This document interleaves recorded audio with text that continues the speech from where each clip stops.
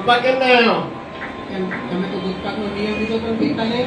હા તો એ તો ગઈકાલે હતો, આજે તો ઘઉંનો જો નિયમ. લાડુ લાડુ લાડુ લાડુ કોઈના લાડુ તમારો લાડુ કહો. તમારે શેનો નિયમ છે? મારે તો નિયમ કરતા સંયમ છે, સંયમ. તો આમને શેનો નિયમ? સદાવડા. મારે તો નિયમ કરતા સંયમ છે. આ તો ઘઉં આવ્યા. એમ કરો મારે આજે ઘઉંનો નહીં, મને પાછું ફરી દૂધનો કરી નાખો. લાવો. અને નિયમ કરતા તો સંયમ સારો. 11 મૂકી દો.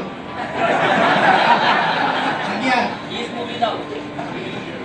ખટરાસ તમારે એક ટાણા છે. હાલો બાપા, મારે તો લિક્વિડ દાણા પાણા છે ને આપણે હવે ખાઈને પડ્યા રહી છે. મારે પારક છે, જો આ બધા તો ખાઈ ખાઈને પડ્યા છે, આ ખાડો પડી ગયો પેટમાં. મારે છે ને બહુ મોટું વ્રત છે.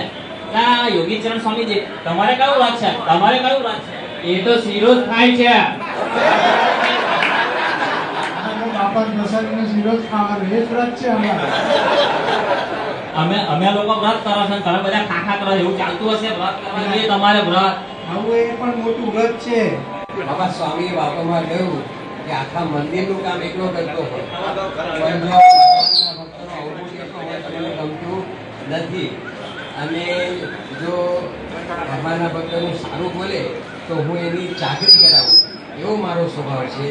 તો મુખ્ય તો ઉપવાસ તો સારું છે, પણ વધારે તો કોઈનો અભાવ અવગુણ ન લેવો એ મોટી વાત છે. બાપા, અભાવ ગુણ ન લેવો ને એ મહાવ્રત છે, પણ બીજા બધા વ્રત થઈ જાય. એ અભાવ ગુણ ન આવે એના માટે શું કરવું? મહાવ્રત અમારે બધાને કરવું છે, પણ એ થતું નથી. તો એના માટે શું કરવું? શું કરવું કે આપણે પોતાને બીજાને વાત કરીને કહેવું, એના કરતાં આપણે જ બધું પાડવું, મારાને રાજી કરવા. કે બીજા કરે છે કે નથી કરતા એ જોવાનું નહીં, આપણે કરીએ છીએ કે નહીં એમ બધું. એટલે પોતાને બધા થાય, બધા સારા છે, ભગવાનના ભક્ત છે, બધી સેવાઓ કરે છે, એટલે બસ.